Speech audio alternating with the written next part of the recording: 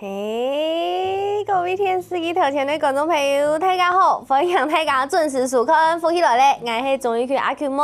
有看到我数红牙脸无？上来也係买个东西。其实我知道，佢看起来吼像发菜用的白色的发菜，不过其实佢係其中一种菇味。今日节目当中就要来同大家来分享，也係買個菇味哦。大家都得先談一下嘅。細細嘅嚟分享，今日節目地都有請到嘅來賓當後生啊，係你台灣嘅青年農民，歡迎偉霆，歡迎。大家好，我叫偉霆，徐偉霆。好，歡迎偉霆來到節目當中吼。今日當歡喜有請到你來同大家來分享菇味。不過呀，菇味吼看起來這個外表非常特別，而且雖然我有猜到這個是什麼菇，但是我頭擺完全沒看過佢按用很上的用誒，我從來沒看過它就是還沒煮過的樣子。先跟大家分享一下，這個是什麼菇？好，跟大家分享一下，這個叫做猴頭菇。就是它大名鼎鼎的猴頭菇，對對對它的外表很特別，是，對。為什麼它叫猴頭菇？是因為它的外形哦，你有看到它的毛茸茸的，而且它圓圓的，很像我們小猴子的頭髮，所以叫猴頭菇。哦，就是有那種毛茸茸的感覺。那它一顆差不多就是這樣子，有點像比拳頭大一點點，這個大小嗎？其實它的重量單顆可以到半斤，哦，就是到300克。哇，對，所以可能會有到這麼大咯，有，差不多。那這個是小顆的，算中哦，這個是中等的，對。哦，姑嫂，你看哈，這個猴頭菇吼，佢看起來外表就會按用拍色的，因為我頭擺看過嘅是料理包的，是看過料理包的，然後它就是已經調味過，就是已經有點黃色，看我們該出來它這種雪白的外形。是啊，哦，很特別，我應該唔知台灣有種呢，我以前不知道台灣有種這個東西。其實猴頭菇它最早起源呢是在宜蘭的七蘭山上，是在台灣起源的。對。哇，對，就是一開始在台灣種是在宜蘭，所以在宜蘭就那時候就有人種了。有，對。哇，那你是什麼時候開始種的？我是從101年的時候，就是接下我爸爸的菇園的時候，因為我們本身是只有種黑木耳，那為了去增加我們的菇場裡面的多元性，所以我就跟我爸爸說我要來栽種這個猴頭菇。哦，而且台北糖貢猴頭菇很貴。它價格是比較高的一種菇類，對，它應該是僅次於靈芝的下一。這麼貴哦？對，很貴，槍比靈芝再更便宜一些，聽，所以它其實是一個很高價值的東西。所以當初想來種植的時候，會不會擔心其實有點困難？因為畢竟你知道聽起來是一個很高價格的菇類。是當然，因為其實我們實際去種植後也發現，其實猴頭菇它會選季節，它就是在我們冬天的時候偏冷的時間才有，所以1年只有1次。然後再來就是它的出菇率也不是這麼高。哦，姑嫂今日喺同大家來分享一下當珍貴嘅菇味哦。所以既然這麼珍貴，待會也要煮來吃，對不對？是啊，火可以先打開來了，那個火可以先轉大。等一下我就要啲節目地度吼，我來同大家來分享，用來煮菇味。但是要分享煮菇味以前，我們要先跟大家講要怎麼挑選，是因為其實真的。太港控能真銀對這樣子的菇類不是這麼的認識，對，所以要跟大家分享一下怎麼挑它才是新鮮的菇類。是，其實我們從我們新鮮的猴頭菇的外形來看，我們第一個會看它的毛髮，就是它的毛。對，因為它其實它口感會隨着它的毛髮有所不一樣。哦，對，那毛應該要比較多，還是比較亂，還是比較整齊？其實像我們主持人現在手上拿那一個，是我們在認定它是屬於短毛。短毛，對，這個算是短毛的。對，短毛的意思就是說它的口感會比較 Q 軟一點。對，那如果說是以短毛的狀態，你看你是要煎的啦、炒的、煮湯，它都非常適合，都可以。對，那如果說是以長毛的概念，它就口感比較像棉花一樣。好，就有些牙口比較不好，就比較適合吃長毛。哦，長毛，因為我記得我頭擺看過是毛很細，然後比較密一點點的。其实毛细跟毛长是在于就是你的温度的观念，可是其实这个倒不是最重要去影响到它的口感。对，这只是挑选看哪一种口感适合你。那如果你喜欢吃比较 Q 的，就可以选这种短毛的，对不对？啊，喜欢软绵绵的，可能就要找长毛一点点的。对，然后再来我们要看颜色。那像我们的新鲜哈，它采的颜色它不是纯白的，它是有一点象牙白。对，有一些些的黄，带白色中带一点点黄色。对。可是如果说它时间一旦放了比较久，比如说你冷藏的时间超过3到5天，它颜色会变成有点像是粉黄色。再深一点点这样，那它如果是已经接近到褐色的话，那可能就是它不新鲜了。对，不新鲜，而且它会有一点味道。哇，那这样我的认知完全是错误的，因为你条白空给全部就会煮好给料理好的，它可能加了麻油，加了调味，古手鸡就会嘎比色，就是咖啡色的了。对，咖啡色的原因是因为它之前它是用加工过的，对，所以新鲜就是点都会看起黑啪啪嘅色。韩国啊，压猴头菇啊，其实菇味太敢买这种皮肤卡，都会有一个问题，其实看起来很干净，可是到底要不要洗它？会晒吗？其实如果是以菇类来讲，我们都是种在室内的，其实它非常干净，但是也可以不用洗。那如果说大家担心其实是落尘的问题，稍微水过一下就可以了。就水按用冲过去就走得了，也不用真的去什么泡啊，还是干嘛，其实还好，就地头切掉。不会有脏脏的东西啊！如果说会怕的话，洗一下，迄某个发有几个菇诶，做得吃掉得到包给底度，对不对？对啊。那其实像猴头菇啊，我们它打开来，它的里面是长怎么样？因为我知道每一种菇类，它里面的菌丝的形状都不太一样啊。其实像我们这样拆开的时候啊，它其实里面是非常的厚实的。哇！看起来就真的很像我们在吃那个馒头，而且好白哦。对，剥开的那种感觉，它里面都还有那样一丝一丝的感觉，是，这就是猴头菇的特色。对，那只是我们新鲜猴头菇啊，它的口感是你要剥比较厚，它比较有口感。可是如果剥太薄的话，它因为它煮了之后它比较软，就没有那么好吃。那我就是丢下去煮一下，好，因为等它就会来生嘞。古时候把按太 K 就要剥这么大块。是当然啦，这是比较奢侈的吃法。今天我们眼中的吃到它好对，比较奢侈的吃法。对，所以就让它在水里面这样穿烫料理方式。对，如果说是穿烫，这是最方便的方法，它大概煮3到5分钟。可是它这样配有到水面后，它没有整个泡在水里也没关系吗？它没关系，因为它会吸水。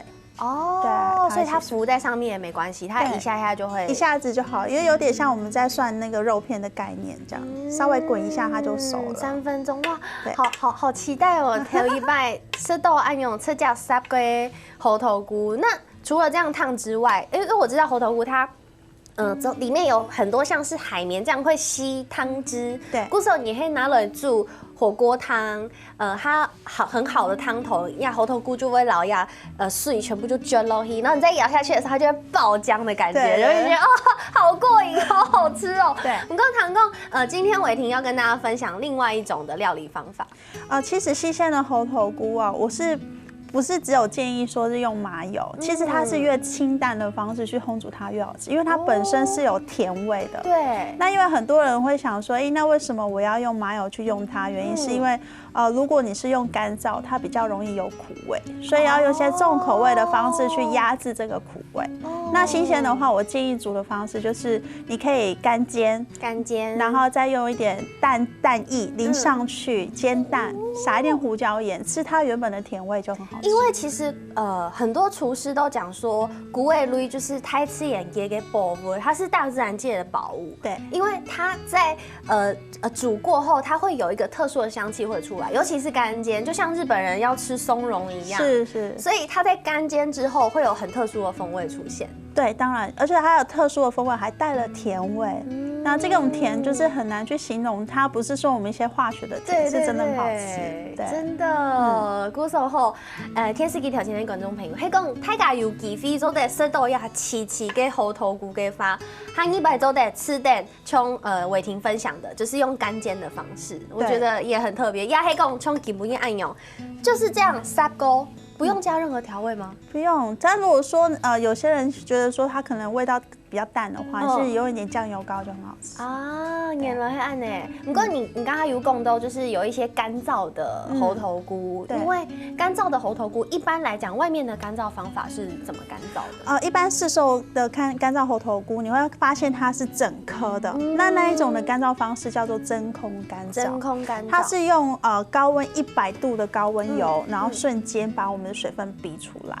那一种的话，就是它的形状颜色很好看，可是它的营养成分相对会比干燥的我们热风干燥来的少。所以伟霆，你们家的方式是用热风干燥的？对。只是说它比较不好的，我们就是把它拆开来，这样比较不会说让里面不会干这样子。所以你们是已经把它剥小块了，然后再用热风的方式让它干燥，那保留它本来的营养，尽量不要因为高温让它流失。没错，对，好，所以亚个时间，那菇味是不是差不多好？对，可以吃了。好可爱的感觉哦，就是一颗一颗毛茸茸的啊，那个毛还有一点会在水里面飘的感觉。对呀，太期待了，今天是奢侈的吃法。好，谢谢。好，那我就拿回来，我就吃哦。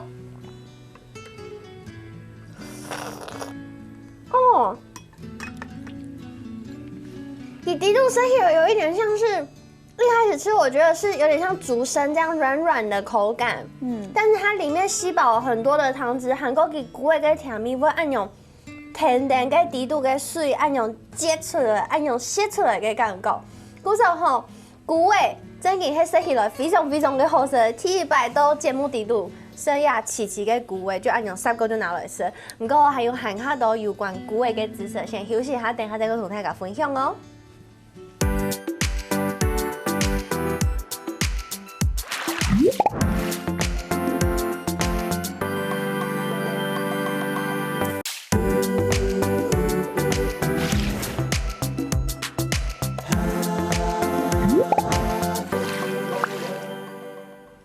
好，分享大家又轉到福起來咧，我係鍾意權阿權妹。今下節目當中，食嚟也好，裝濕好嘅猴頭菇，食起來真係有嗰種甜甜嘅味絲，韓國嘅就算冇不用乜嘅調味料，你還做得就是喝出那個湯的鮮味，我很難形容它是鹹味還是什麼味道，它就是一種鮮味。對，所以其實東東 No Boy 市售的很多調味料，什麼鮮味叭叭叭叭叭那種，都是用菇類萃取出來的香味。就表示講，其實菇類真的是，就像我剛剛講的，真的是大自然界的寶物。阿 Q 摸眼沒清好生。不過剛剛有講到，有人會用呀麻油的方式來做調味，來煮呀猴頭菇。嘅因為佢哋用嘅係乾燥菇給乾燥過的這樣子的猴頭菇。那你們也有做乾燥的猴頭菇？那乾燥的猴頭菇，它吃起來，跟一般的猴頭菇有什麼不一樣？其實如果說是以熱風的方式的乾燥猴頭菇，其實它吃起來口感跟新鮮的是差不多的。所以就是軟化之後是一樣的。對，如果說是我剛剛之前有提到是真空油炸，它可能口感就比較扎實，比較 Q。對。所以你們是盡量還原它本來的，就是泡水就可以還原它本來的味道了，對，即使乾燥過後。對。你講來糖講後，乾燥過後嘅猴頭菇會有些些的負味，會有一點苦味。那這個苦味是自然產生的。是。對。那其實這個苦味其實對身體很好啦，只是說有些人會覺得它太苦了，沒有辦法吃下去。那其實原則上以我們的熱風乾燥的猴頭菇，其實它恢復的速度會是比真空油炸來得快。你用溫水20分鐘泡開之後，其實把那個苦水倒掉，反覆2-3次，其實苦水就不見了。哦，嗰時候基本嘅講是農民，然後就會來同大家來分享哦。剛才有講題嘞，就是把這樣子乾燥過後嘅猴頭菇，你說泡20分鐘，對，讓它的水流出來，對，它的水會是黃色的哦，黃色的苦水，黃色的，對對對，其實你就反覆泡，泡到它黃色變成我們一般的水的顏色，其實就 OK 了。这样子就比较不会有苦味了。对，如果真的还是很担心，就是你下锅前就是再用热水再汆烫一次。哦，再搁撒一遍。对。哦，原来是按呢，古时候看手锅还有给这个猴头菇，每周得用给风色，然后也富味，然后去状态。不过今日节目当中吼，当然唔但抢同大家来分享猴头菇听听。听说有2种，你们说是菇类的美人，到底有多美呢？是哪2种菇可以被称为美人？其实这2种菇是比较在我们市场上它是新的菇种，一个叫做黑美人，没听过。对，菇类太多种了啦。对，其实黑美人它为什么叫黑美人？原因是因为它的菇伞是黑色的。对。哦，有看到胸片，然后下面的那个菇柄是白色的。对。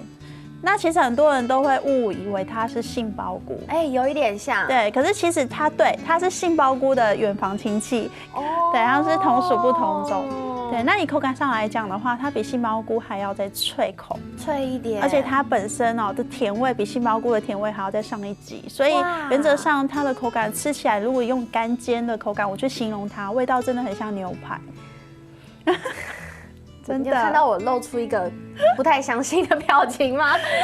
根本有冇带了，不过太搞做的去吃蛇宽呐，去找这个叫什么黑美人？黑美人，对，它叫日本好菇。日本好菇，它叫黑美人啊，它干煎之后会有牛排的味道，真的要改呀，真的好特别。是。那除了黑美人之外，另外一个今天有带来，对，这一支的品种叫白雪菇。白雪菇，对，你要听它的名字就知道，它是一个纯白色的菇，很白，看外表就知道了。对，那它的口感吃起来比较扎实。如果真的要去形容它，是比较像吃鸡肉的口感。对，而且菇类本来那个菌丝的感觉，比较想象得到鸡肉的口感。对，那有很多人会误以为它是袖珍菇。对，如果以颜色来讲，袖珍菇它会比较灰一点，而且它的菇伞比较大。对，然后那个袖珍菇的菇伞最后边缘会比较薄一点点。是，而且袖珍菇的味道比较重。我蛮喜欢的哎。对，那白雪相对它的味道是没有那么重。对，所以做的哈佛某 Q 用不一样喜好的人，有些人喜欢吃菇味比较重的有些人可能比较没有那么喜欢那个菇味，就可以吃比较甜味比较重的菇。对，那只是说我们刚好介绍这2美人，它的特性就是你要煎煮炒炸都可以，是一个蛮好料理的菇。要种就做得就炒对啊，凉拌也都非常好吃。对，不过就像你讲的，大家对菇味不是这么的了解。那像这样子的菇类，他们种的环境啊，像这两大美人好了，他们种的环境跟适合的温度是什么？其实我常在说，他们过的就是一个贵族的生活。为什么说？因为他们其实24小时在他们的生产的一个期间里面，他们都是吹冷气的。对，真的假的？对，他们就是温度都要控制在16度C，所以其实是非常凉爽的一个环境。那夏天怎么办呢？还是得吹啊，所以就是电费会比较凶。所以他们是吹冷气的菇。对，吹冷气的菇。可是菇类不是要在就是比较潮湿的环境吗？那吹冷气空气会不会比较干？其实我们的这样的环境，我们叫做环控的菇室，那里面就是模拟适合它的生长状况，包含湿度，对，湿度、二氧化碳、氧气，还有温度，全部都控制在它喜欢的温度。二氧化碳跟氧气的比例也要控制。当然，对。如果说你二氧化碳的太高，浓度太高因为它们不是行光合作用，它们是吐二氧化碳，所以你如果浓度太高的话，它们菌丝会热死。我们叫做它叫做休困就是它菌丝会死掉。对，所以这也是在我们的专业里面，就是如何去控制二氧化碳，包含就是它也会让它的形状、颜色都会影响。对。哇，而且其实你知道，对于像是这种菌类、蕈类的东西，你很难去掌控它，你很容易，比如说像之前你可能不小心就会复制出不好的菇类、不好的菌种。对。所以听说像这样子的菇类啊，每一种都必须要分开种，你是不能混种的。对，就以猴头菇来讲，猴头菇它是一个很特别的菇种。比如说，如果我今天白雪菇或是我的黑美人跟猴头菇种在一起，那它上面就会长它的头发。所以像这个照片是不是？这是长错的，混到的吗？这不是，这是它本身的长的样子，就是猴头菇。这是猴头菇。对对对那如果混种的话，就是吃你其他的菇上面会长头发。那这样还可以吃吗？当然可以吃啊，只是颜色有点怪异，形状怪异，搞不好这样可以混出不一样的菇，新品种的菇类，对。好，开玩笑。姑嫂，其實你看一個按到種無香嘅菇嘅，基本嘅節目當中還會同大家來分享一個，我覺得這個也很像放大版的袖珍菇對不對？其實不管是我們剛剛講的黑美人白雪菇，還或是甚至我們的鮑魚菇跟袖珍菇，其實它們都是屬於蠔菇的一個種類，只是它們品相不同。對，那以這個來講，它叫做鮑魚菇，我們要叫它叫平菇。平是哪一個平？就是平常的平，扁扁的。台語叫做北狗啊，這樣子。北狗啊，所以它就是对平平的，然後有點像耳朵。對，那可能更多人聽到它的名字叫做酒杯菇。酒杯？對，喝酒的酒杯。對，沒錯。好是因為所以它有一些形狀是裡面會有凹槽的。對，因為其實它種植的方式，比如說你是放在地上的平放，跟放在層架上面的，它的長出來的形狀就不太一樣。而且它好大一片哦。對。所以這個就叫做鮑魚菇。對，鮑魚菇吃起來它的口感是什麼？它為什麼叫鮑魚菇？原因是因為如果主持人有吃過我們的新鮮的鮑魚，它口感就是類似這樣子。菇嫂就有很多鮑魚菇，就超好高級的感覺。是。菇嫂其實中亞的菇味全部都是用我們現在講的有一種叫太空包的東西。對，太空包。很多都是用太空包的方式。那這太空包裡面到底包了什麼？是因為太空包裡面呢，我們大部分會用到太空包，我們都是屬於腐生的一個菌絲。那腐生我們裡面顧名思義就一定會有木頭。那因為太空包它是一包一包的，所以我們裡面用的是木屑，然後還有鈣粉，因為我們要增加它的一些長的一些營養成分，會有裡面有麩皮，然後大豆粉、玉米粉，就是加上水，然後融合成一個太空包。对，大家应该都知道，就是菇类都是长在木头上，比如说家里的角落太潮湿，可能就从桌角长出一朵很像木耳的东西。对，或者是香菇之类的。但是那个中不得生了，大家不要拿来吃，有可能是长到有毒的。对，毒菇。对，那但是这样子，它的菌种是怎么来的？你里面怎么知道它会长出什么菇类？其实我们有不同的菌种，其实里面大部分的菌种的里面的那个太空包。成分是一样，只是说你要菌种，比如你要木耳的菌种，或者是说鮑魚菇的菌种，分别植菌进去。然后菌种它又分成2种，一个叫固态的菌种，一个叫做液态的菌种。对，那就是必须要从母菌再分化成子菌，再把它放进去这样子。所以一包基本上就只能有一种菌。对。像这个就是木耳包，木耳包就只长木耳。对，除非就是你在管理的过程当中被杂菌入侵，它可能才会不小心对长其他的菇种这样子。但是一般来讲都是单一的啦，就是一包只长一种。对，韓國亞豆用嘅這種太空包裡面是有機的，有機的菇包跟不是有機的一般的這種太空包有什麼不一樣？其實有機現在不能夠隨便說，因為我們有機法立定之後，就是有機它其實顧名思義就是說你裡面完全不可以有農藥殘留。那除了這之外，我們剛剛提到前面的5種，必須要去追溯到我們的源頭。就是比如說，你說裡面的木屑、裡面的鈣粉、裡面的說什麼麩質，全部都要追溯。對，所以我們就必須要跟上游廠商拿到這個有機驗證之後，然後組成了之後到我們的農家這裡來，他們還會再抽驗菇包長出來的菇，還要再抽驗一次，然後乾燥的菇還要再驗一次，就要經過這個2、3年的有機轉型期，確定沒有問題之後，才能轉成正式的有機。那如果說是以慣行的來說，當然就沒有我們剛剛講的那一個過程。然後再來最重要的是，因為慣行的太空包，它要保證它拿到你手上的菇包是一定會長，所以它會噴一種類似像驅蟲劑的一個農藥，在出包前的時候給你這樣子。對，菇嫂其實我用有機嘅方式來種吼，要愛花很多心思哦。先休息一下，等一下再來這個唐人嘅故事哦。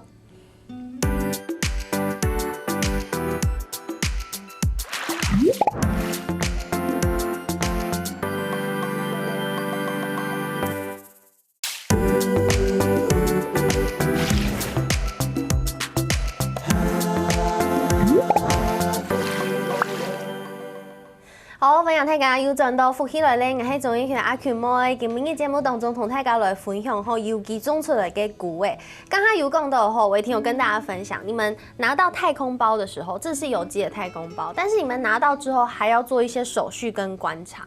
对，其实我们太空包有机的，顾名思义就是我们的环境，包含就是在清洗或是在做我们的一些有机的防治的方式，都不可以跟农药扯上关系。所以我们的有机菇包进来的时候，我们通常都会先用精油稀释，然后先洗过我们的菇寮，然后之后再把我们的菇包上架。那上架了之后，因为还是要防止有一些小虫，比如说像蚂蚁啦、蝸牛啦，或是蜘蛛进入到我们的菇园里面去吃这个菇体，所以我们会用一些有机防治的方式。那这个方式我们就是会用朝天椒粉，最辣的那一种粉，然后再加上我们的蒜头，新鲜的蒜头。然后两个把它 mix 在一起之后，再加水进去，然后我们会做结界。就是菇寮跟 No Boy 全部给它喷一圈，对，就结界这样子。那其实这个我觉得还蛮好用，是因为我试过，这1年蚂蚁都不敢进来的。哦，原来这个是有用的。对啊，不是用这种方式就可以来防虫害。对，然后再来就是一些专业的判断，比如说我们菇包在跑菌的时间，它的菇菌丝的走向，在菇包里面的菌丝的颜色跟菌丝的走向，都会代表着它有可能会有一些杂菌的污染，或者是说它可能本来是白色，然后变成绿色，那就是绿霉菌的一些病虫害。那要怎么去防治？那个都是靠我们的经验值。因为菇类跟霉菌基本上是同一个适合的环境，对，都是真菌界的，它们都是在同一种环境上长出来的，所以一不小心你可能会长出其他的菌种。对，所以不只是你温度跟湿度，甚至空气的这个成分，你要调整。连这样子就是菇类的生长状态，你都要去观察，而去看。对，其实最主要是因为我们菇啊，就是如果是以现在这种种黑木耳的方式，我们刚刚有讲到全环控，这个是半环控，就是它不是控温的，所以它会从外面吸空气进来。那这个空气我们就必须要先过滤。所以我们会有一个滤筛先过滤，这样。他们呼吸的空气要过滤。对，然后喝的水，喝的水是 RO 渗透水。哇！对，所以其实它过得比我们人还蛮舒服的。所以像这样子的菇类，我以前看到的菇类，有上是会看到一包，可能会长，可能左边一颗，右边一颗。但是你们的好像就只有长1颗，哎。对，因为我的种植方式跟别人不太一样，因为在我接棒我爸爸菇园的时候开始，我就有在想的，就是说，其实我要求的应该要是质而不是量，好，要让我们消费者吃到是真的好吃而且品质非常高的一个菇类，所以我一个太空包只长1朵，所以它长完之后，然后你长态，它就会继续再长，但是永远都一包只会同时长1朵而已。对，它其实就是一个集中生长的概念。所以我的木耳它不是一片一片的，它是一朵一朵，像花一样，对，一朵一朵的。而且您整可以它这个黑木耳的外表，它是有像粉一样的东西耶。对，其实你看到白白的在我们黑面的部分，白白的，它那个是叫他们的孢子粉，学名叫孢子粉。黑黑的里面仔细看会看到一点点白白的，一层白白的那个叫孢子粉。对，然后再来看到白背的部分它是绒毛，它不是干哦。很多人会误以为它是干。偷摸一下。对。有点像。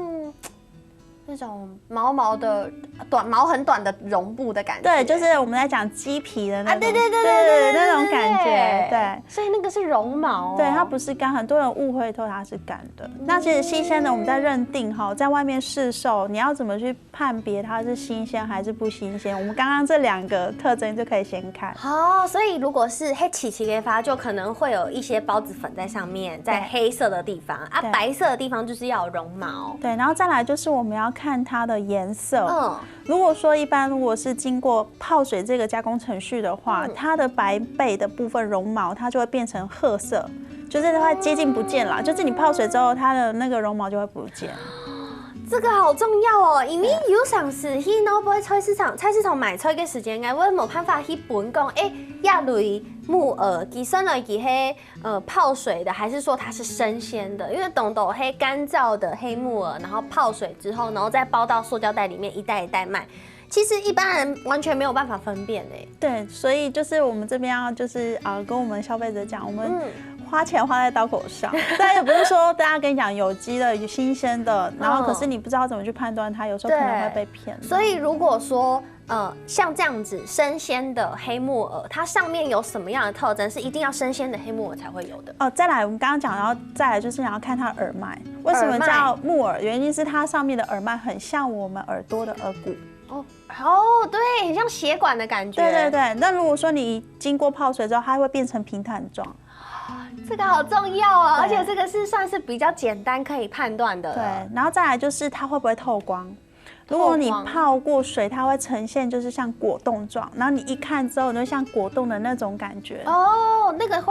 那个表示是会透光。对，会透光。那个透光就表示它是经过泡水的。对，有一种果冻状的感觉，这样子。原来按呢。古时候我们节目当中，除了同大家来分享一的小知识之外，他节目当中还有同大家来分享用来炸黑木耳。来，我们来请伟霆教一下，你们的黑木耳应该说一般的菇类采收是要用剪的吗？还是用什么样的方式？其实原则上菇类会用剪的基本都很少，因为它一定要连根拔起。什么意思？就是说你拔起来的地头，它必须要连接成我们的木屑才算是标准的。对，因为你如果没有连接成我们的木屑在屁股的地方，它就是会残留一些子实体，然后在菇包上面，它会烂掉，然后会侵蚀到里面，会菇包比较容易坏掉。所以我现在要来同大家来分享用的来。摘、采、拔，我找不到动词。对，那我们可以请主持人，就是用我们的虎口，对，先从下面，下面好，就这样握住它，哇，好大一朵，整个握住之后，感觉，然后用力往上拔起来，就这样，对，拔起来。对，我这样有标准吗？有，你有看到木屑有在上面？有，这上面有木屑，好大一朵。对，所以说主持人你可以仔细去看，其实它就是大朵的这种状态，像火花一样。对，真的就像一蕊发琼用哇，好有趣哦！而且按用群坤真的有看到它上面的绒毛真的很细。对。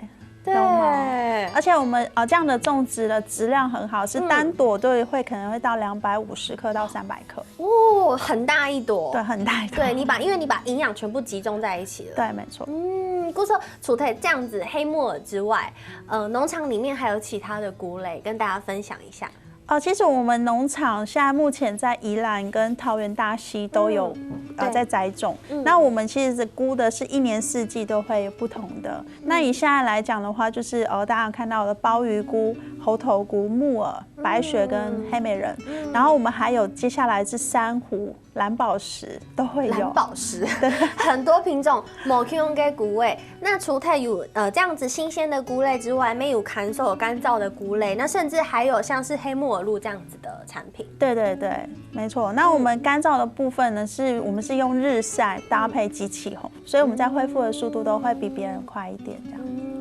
跟牙的这样子的菇类的农场因为现在很多人开始走食农教育，你们也有办类似的体验？有，我们其实是很希望在学子的这一块，像我们都会固定到学校去上课，然后就是教小朋友在菇类的知识，或者是说让他们实际去操作怎么去做菇包。